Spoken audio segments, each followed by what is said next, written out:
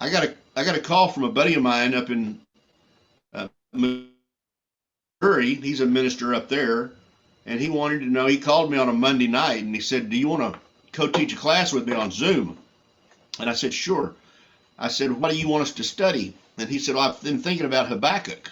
And I said, "Habakkuk?" I said, "I'm not even sure if that is that still in the Old Testament, you know?" And so he said, "Yeah." And I said, "Okay, we'll do that. When do you want to start?" He said, "Wednesday, in 2 days." I said, "It's going to take me that long to find Habakkuk, you know?"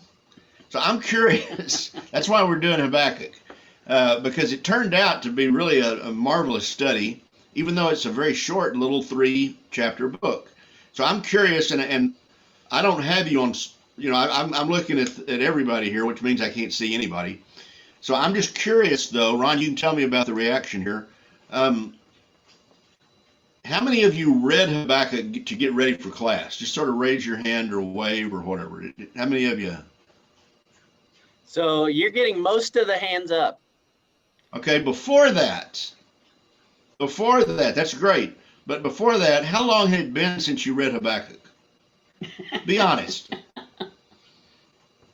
I love Habakkuk. Oh, really? Oh, yeah. Tell me about that. When did you start reading Habakkuk and fall in love with it? It's been about probably 10 years, maybe a little bit longer. But I was doing BSF, and we did major, minor prophets. Right. And we spent a lot of time in Habakkuk. And I was intrigued with Habakkuk. And I love his declaration in the end of the 3rd chapter about, no matter what, no figs, no olives, no, he's still going to glorify the Lord. And so I love that. I love that 3rd chapter of Habakkuk. That's cool. All right, well, we're going to talk about that here in just a minute, that 3rd chapter. Anybody else? All right, well, let's get to our opening question. See how we do with it. People are sending me texts asking me to send links, so every once in a while I'm going to be distracted. I apologize. All right, here we go. Our opening question. When I am faced with an unpleasant task, my tendency is to, here are your choices. There's 6 of them. Put it off as long as possible. Do a lot of complaining. Try to get out of it. Do it and get it over with. Ignore it and hope it will go away. Seek advice. And you can pick more than one if you want to. Anybody want to respond? When you have an unpleasant, distasteful task or difficult in front of you? Do it and get over. Get it over. Do it and get it over with. I think that's probably the smartest way to do it. Yeah. Sometimes you don't worry. Actually, I'd usually rather talk about it. So I would say probably seek advice. Okay. It's easier to talk it out than to actually do it. All right, very good. Anybody else?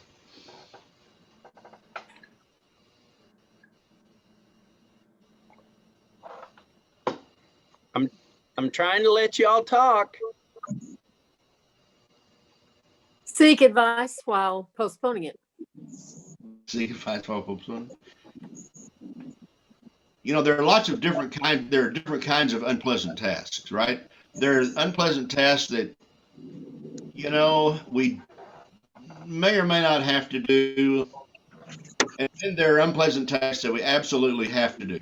You know, like doing your taxes, or I don't know. I mean, what else? Ever else you can come up with?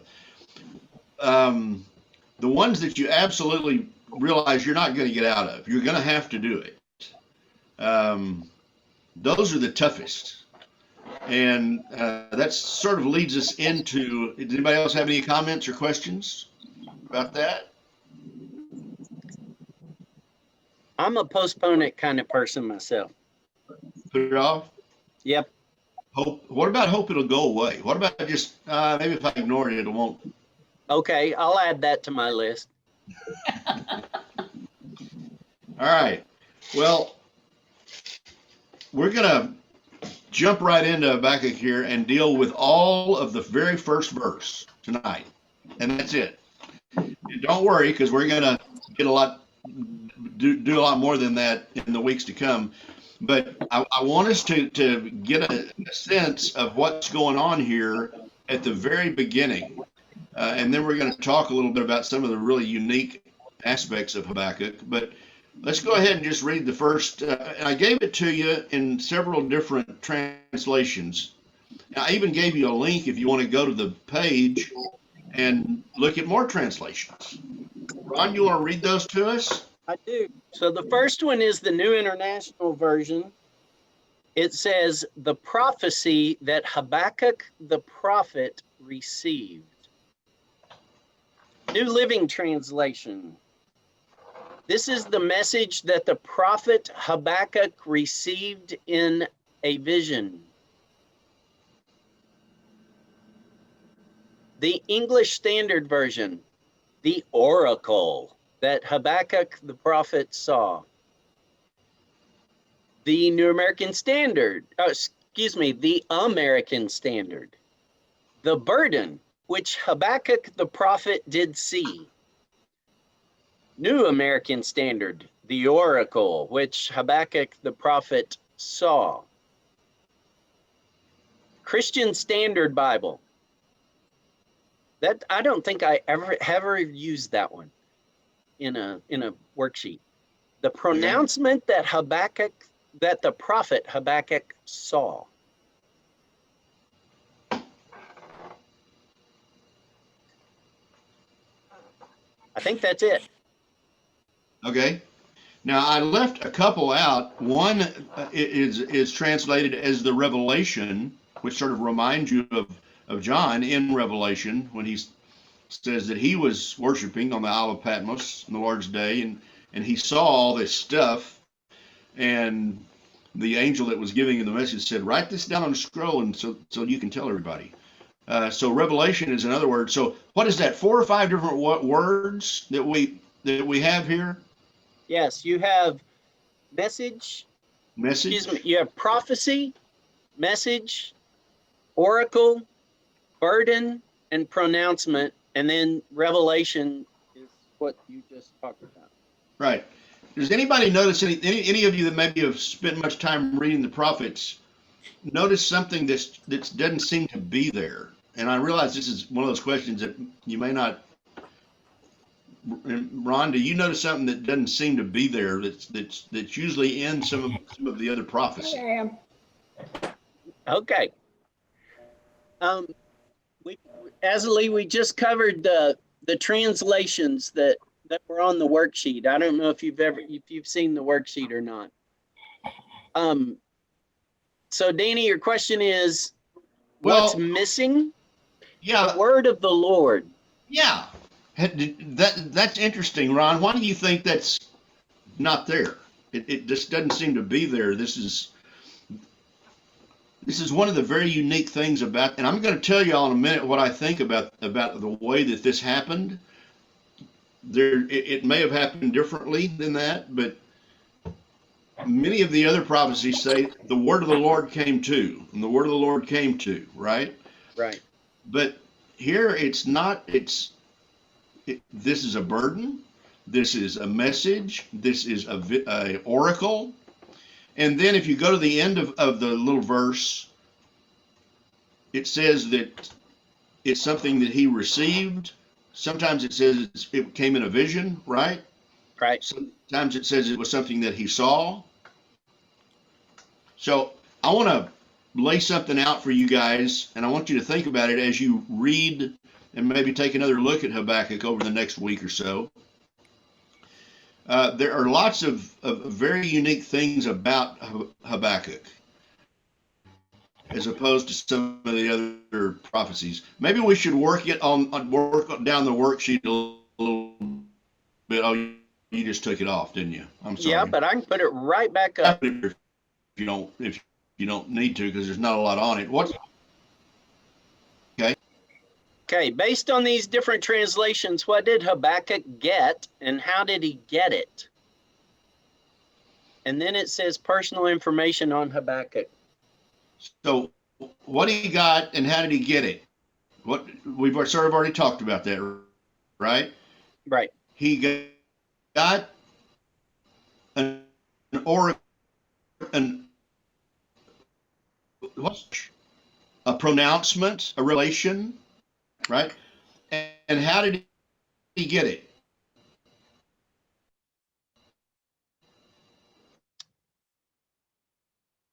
He saw it.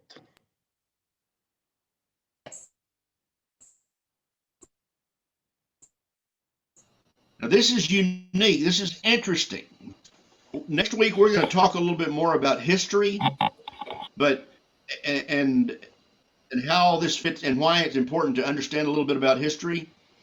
But I want you to think about this. I want you to think. So this is a little 3-chapter book, and the first 2 chapters are basically a conversation. And if we're going to be honest, it's a negotiation between Habakkuk and God.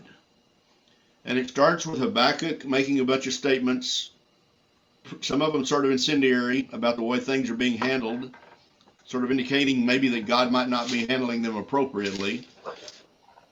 And then God responds to that, and then Habakkuk has another bit, and then God responds to that. And then chapter 3 is completely different from the other 2 chapters.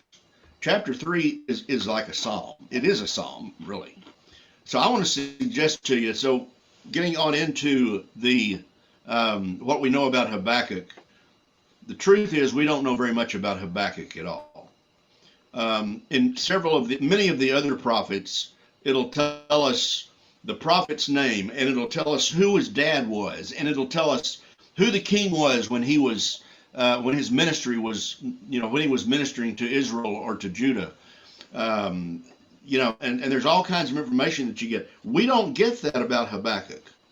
There is no he's not mentioned anywhere else in the Old Testament. And so I'm going to suggest to you, as an old worship leader, a guy who used to do that most of the time, as my expression of ministry, I'm going to suggest to you that Habakkuk was in the southern kingdom. I'm going to suggest to you that he was close to Jerusalem and close to the temple, and that he was involved somehow, some way, as either a worship leader or maybe a member of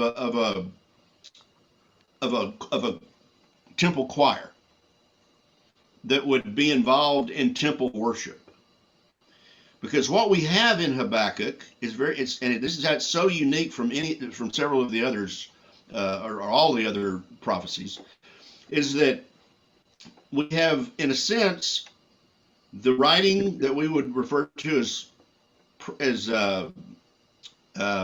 Job laid on first, with a little bit of Psalms laid on second. Because if you remember the story of Job lost everything. His friends came to him and said, "You obviously have gotten crossways with God, and so why don't you just confess what you've done, and God will give you everything back, or at least He'll quit allowing you to lose all and to suffer the way that you're suffering." And it went from losing stuff to losing loved ones to losing his health. I mean, he lost everything. And he kept saying, as his friends over and over again kept saying, "Now, we know you did something. Come on, tell us the truth. What's going on? Be straight with us. You blew it. You sinned. What'd you do?" And Job just kept saying, "No, no, no." And he finally gets fed up with that. And he says, and he sort of looks up to God and he says, "I want to talk to you, God. I want to make a case. If you're allowing all this terrible stuff to go on and me to have all these horrible experiences, I want to make my case to you. I want to find out if you're charging me with something. I want to know what it is, and I want to have a chance to defend myself." Now, do y'all remember what happened? God shows up. God shows up. I always think of Forrest Gump, you know, when God shows up. And what does God do? God says, okay, Job, I will answer your questions after you answer some of mine. And then God asks him these questions about where were you when I made the earth, and where does the wind come from, and where does it go, and it's all, you know, all these things. And Leviathan, were you there when I made Leviathan, and all these, and finally, do y'all remember what Job finally says toward the end? He says to God, and any of you have ever absolutely lost an argument to your husband or your wife, you know that there's a point at which you say, I'm just going to be quiet. And what Job says is, I place my hand over my mouth. And the only other thing he'll say is, I know and confess and admit that my Redeemer lives. Well, so we have much the same kind of thing happening here. In the first 2 chapters of Habakkuk, something's about to happen, and we'll talk more about that. But Habakkuk doesn't want it to happen. And so he's actually doing something that none of the other prophets did. And this here's one of the other aspects of Habakkuk that's really unique. The other prophets, both major and minor, got a word from God and stood before the people and spoke the word of God to the people. This is what's going to happen if you don't straighten up. Or maybe it's too late, it's going to happen. Habakkuk, we don't get that image or that picture at all in these 3 little chapters. Habakkuk is doing exactly the opposite. Instead of Habakkuk facing the people and telling them what God has said, Habakkuk is facing God and is saying, now you showed me, so in verse 1, what did we see? This is the oracle, or this is the vision, or this is the revelation, or this is, and we're going to focus in on this word burden. This is the burden that God gave me, that God showed me. And so here's what happens. So I'm going to tell you how I think this whole thing took place. I don't believe that what we're going to read in Habakkuk happened all at one time. And as we work our way through, I think I'll show you why I believe that.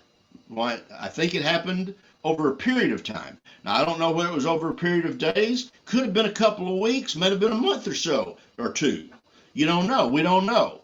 But what we do know is that it wasn't just a word that came to this prophet that God had selected, and that the prophet just turned around and told the people what God had said. What happens is God, it's not a word, it's a vision. So God, in somehow, some way, in some miraculous form, whether it's a dream or just a vision, a waking vision, he shows Habakkuk something. And it's terrible. And rather than Habakkuk turning around so that God's, just run with me on this little illustration. I know I'm anthropomorphizing God here, but just stick with me.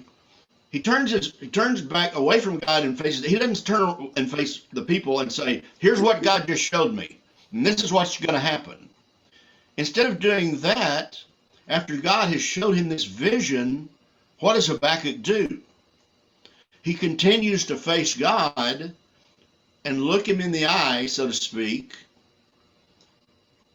and begin to protest, begin to complain, begin to, what's the title of this whole series that we came up with, Ron? Talking back to God. begins to talk back to God. Now think about that for a minute. Wow. Change God's mind. All right, I'm going to run you through some of your points because Yeah. just All right, go ahead. just to get us through some stuff. So major or minor prophet. This is a minor prophet, but that has only to do with the size of the book, not the significance of the oracle, right? That's right. That's right. Job satisfaction. He's just as unhappy about his job as every other prophet, right? Yeah. That you didn't want to be tapped by God and say, hey, I've given you the title of prophet because it was bad news. Right. And we have one prophet who did try to pass on the title. He boarded Jonah, a ship and what for did he do? Tarshish. Yeah. Jonah says, I'd rather be in the belly of a fish. Actually, he said, I'd rather die, didn't he? Yeah. Throw Now- me into the sea. Yeah. Now, then we talk about success rate, and the one who tried to run away is the only one who had success. And how did he feel about his success? We're talking about Jonah, everybody. When he finally had to go to Nineveh, where God wanted him to go in the first place, and he preached and he told the whole big city of Nineveh to repent, and they all did. And what was his reaction to it? I He was remember not happy. he was He got mad. he was mad as he could be about it. I mean, imagine putting these two things together: anger and these words to God. I knew you were a good God. All right. I knew you'd forgive these people. Now, what you've already kind of covered is the reality that we have very limited history. All we know is this is sometime right before Babylon comes in and destroys Jerusalem. And we'll talk more about that next week. And so, but that we do have that reference. Right. And so that's the one thing we do know. Culturally, it does look like, I'm just repeating the stuff that you said. It looks like he probably lived in Jerusalem. We do have some language about being on a watchtower, and so Yeah, he was at least in a walled city, Right. and in Judah. And then the poetry. This is the only prophecy that contains a psalm, and chapter 3 is a psalm. So That's those are the things you've already started talking about. Right. And these are some of these are the difficulty about reading just prophecy in general. One of the other things that's not on the worksheet, but if you want to think about it, folks, one of the struggles that so I think we misdefine what it means to be a prophet of the Lord. Because if you look at popularized Christianity, a prophet is someone who tells you what's going to happen in the future. And sometimes that's right. And in fact, in this case, it is correct. But more specifically, what a prophet does is has a word specifically from the Lord for the Lord's people, or for people. We have a prophet, at least one that I know about, that prophesied to Syria. And didn't even talk to God's people. So a prophet isn't always someone who just has a mystical, what do you call those things, Ron? Crystal ball. Yeah, crystal ball that they're looking into to see the future. I knew you were either picking crystal ball or punch bowl, the way you were holding your hands. It was one of the two. Well, they can be the same thing, I suppose. But anyway, a prophet is someone. Ron's a prophet. When I preach, I'm a prophet. If you get up and teach a class or preach a sermon, you're a prophet. If you have a word from the Lord.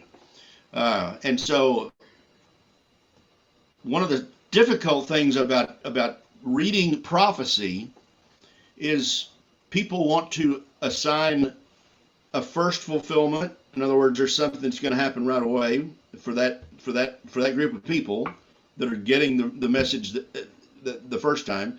But there's going to be another fulfillment of that prophecy later, and another fulfillment. And sometimes that's right, but sometimes it's not.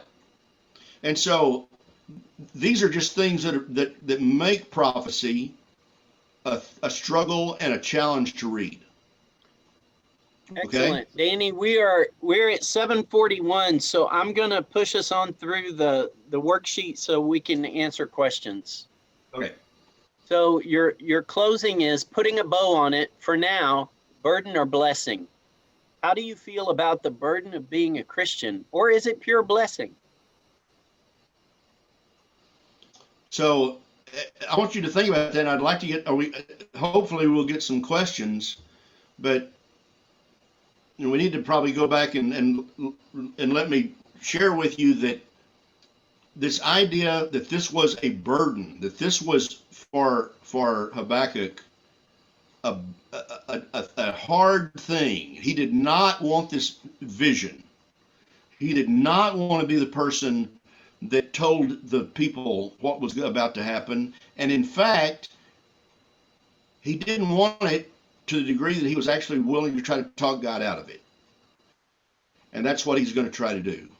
So I know that we as believers, and I'm thinking we probably, everybody that's here right now is a believer, a Christian.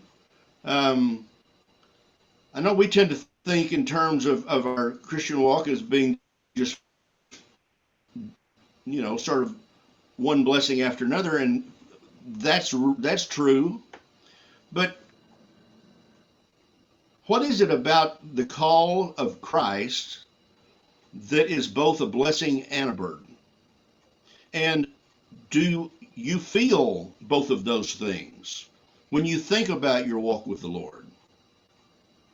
Or your involvement with your church? That's the next one, right? Yeah. What about the burden of being in your church, or is it a pure blessing? And let me just interrupt for a second, and then I'm gonna finish out the worksheet and take us to full screen, and we can talk. But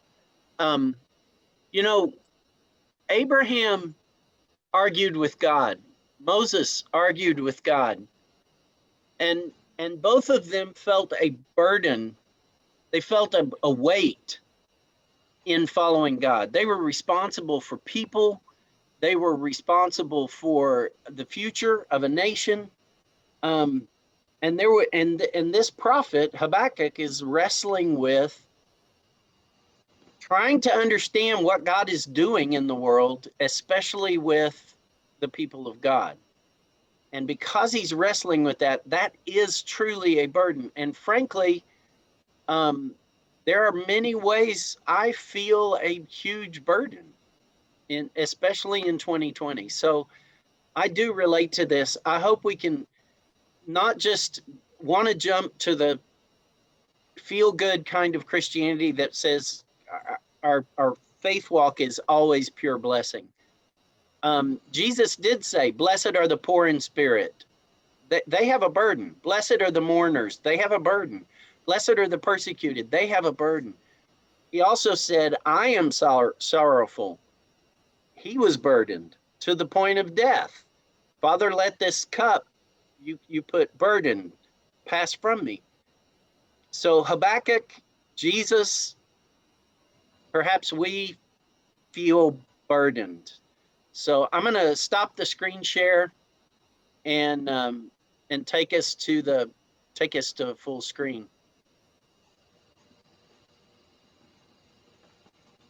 And you feel free to unmute yourselves and speak up.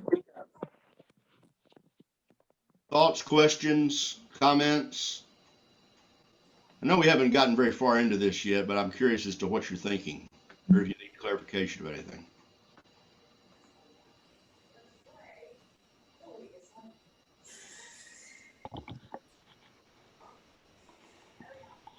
Well, one thing that came to me, and I've been reading stuff recently about the kingdom, is that God's kingdom always seems to come through suffering.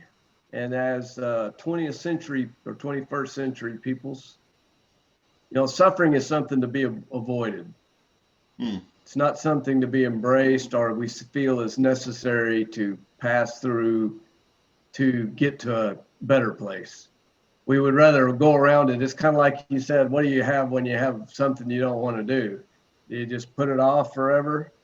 Do you avoid it? So we've been taught that, we should avoid all suffering, and we should avoid all that, which I guess is slightly different than a burden, but certainly a burden can cause suffering. So I think that, and there's been a lot written on this. It's nothing new. There's a lot, I think the church in the broadest sense is missing through avoiding suffering, avoiding a burden, avoiding lament, that keeps us from being the spiritual people we should be. Because we want like right now, we want to be together. We want everything to be good. We want everything to be like it was, back to normal. So perhaps going through this time of suffering and this time of separation, we're supposed to learn something from it and grow from it and figure out something, whether that growth is just patience or whatever. Could be different for different people, but we tend as a society to avoid suffering. It's all bad, right? It's all bad. It's no good. So that's a little bit different than the burden that a prophet is given. That's kind of a special thing, right? That, hey, buddy, I've chosen you. Go tell your people they're all going to die, so to speak. Who wants to do that? But or they're going into captivity or whatever, like poor Jeremiah. But I think it's related. Ron, Yes, Azalee. okay, I read this morning.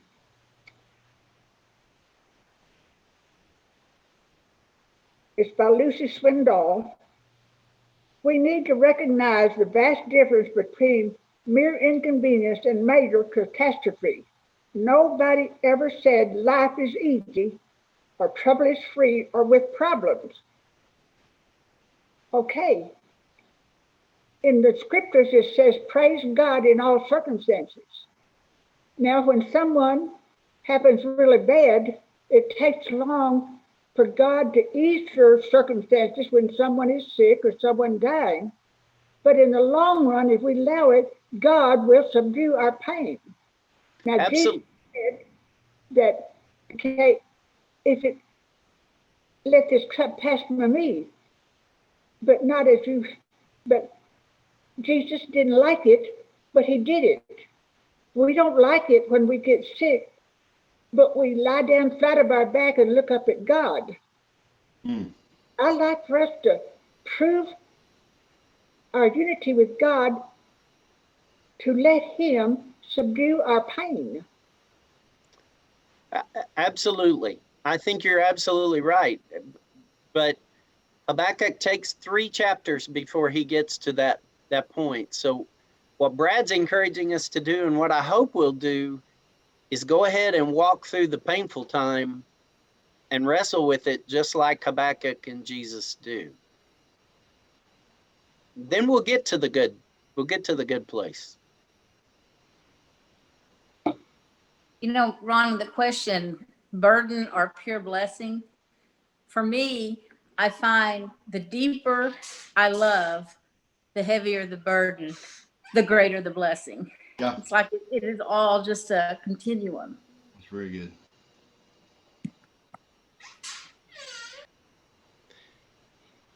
And remember, we're dealing with this thing that we're all part of, and that we're trying to figure out how to be part of, and that's the kingdom of heaven, that has just such an upside down economy, is the way I refer to it. That the first shall be last, and if you want to be the most important, be the least important. And if you want to receive, just all of these things that seem upside down and backwards. And I'm thinking about the passage, and I probably should be able to, but in Hebrews, and it's sort of a passing kind of a thought, where the Hebrew writer says, and Jesus, for the joy set before him, went to the cross. Yeah. For the joy, he went to the cross.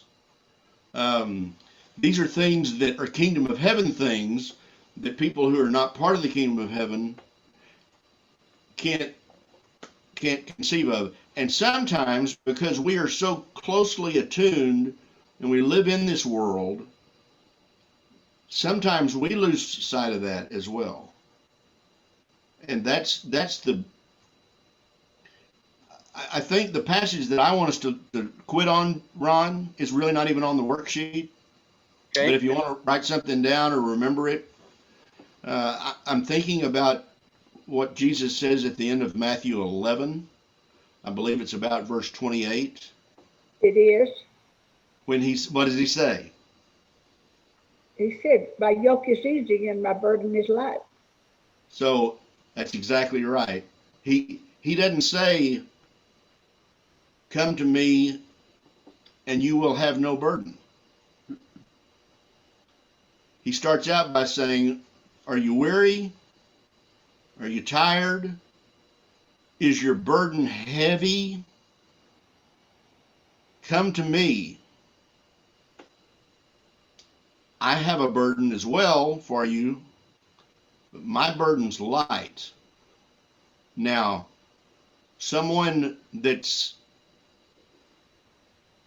not on board with this kingdom of heaven stuff might say, why in the world would I ever trade one burden for another?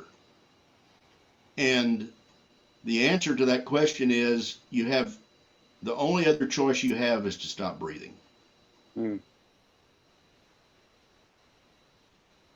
So now on the other side, there's a couple of other things I want to share with you real quick, and then I'll be done. Habakkuk, in this little bitty book, this little bitty obscure book in the Old Testament, there's a quote. It's quoted 3 times in the New Testament. There are 2 very well-known phrases that come out of Habakkuk. The first one is that the righteous will live by faith. That's in Habakkuk. And the second is one that those of us that have been up churchifying for a long time have sung, and that is this. Sort of a Job moment where Job says, I just put my hand over my mouth. The way Habakkuk says it is, the Lord is in his holy temple. Let all the earth keep silence before him.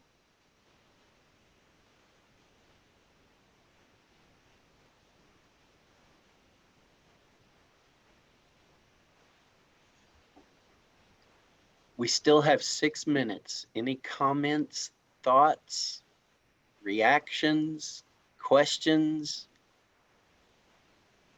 All we've done is introduce the book tonight. We've highlighted that it is going to begin in a dark place as a burden, but we will get to chapter 3 and it will get better. Yeah. But we don't need to get in a hurry, and that's the other thing that we were talking about earlier, right? Go around the struggle. Don't go through it. Yeah, we want to go My through it. commitments to you guys, I didn't know we were going to try to go all the way till 8. One of my commitments to you guys is to have you done by about 10 minutes till 8. It's one of the things I was shooting at. But Well, anyway. if it makes you feel any better, we didn't start till 10 minutes after 7. Well, I know. Anybody? Now, Ron, I wrote this to you this week and I wrote it to someone else. May we sink into that cushion of joyful peace and never forget who we be. God is good. We have to always remember that we're sitting in the lap of Jesus or God. Okay. And that he is a cushion of our peace. I love it. Anybody else? Charla, you were very quiet tonight.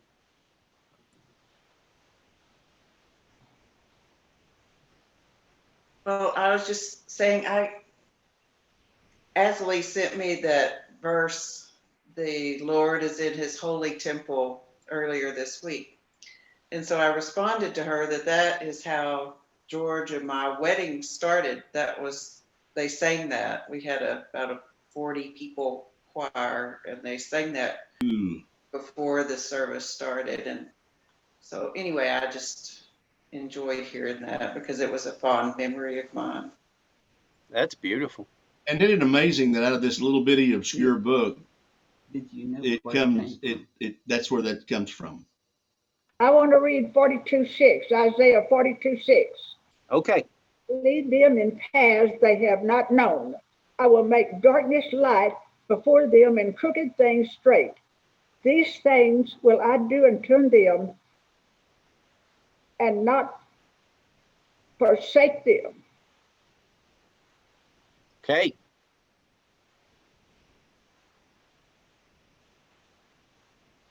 Well, next week we're going to talk about this vision, and we're going to give you a little history lesson. So I hope you like history.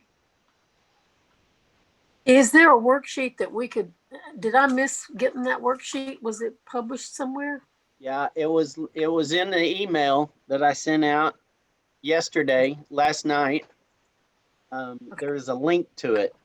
That unfortunately MailChimp doesn't allow me to attach an email to or attach a document to the email. It attaches a link and you have to go and download it from a website. So Thanks. I'll be working on a better way to do that next week. I did upload it to Facebook. So that's the quickest way to get it because Facebook does allow me to just attach it there.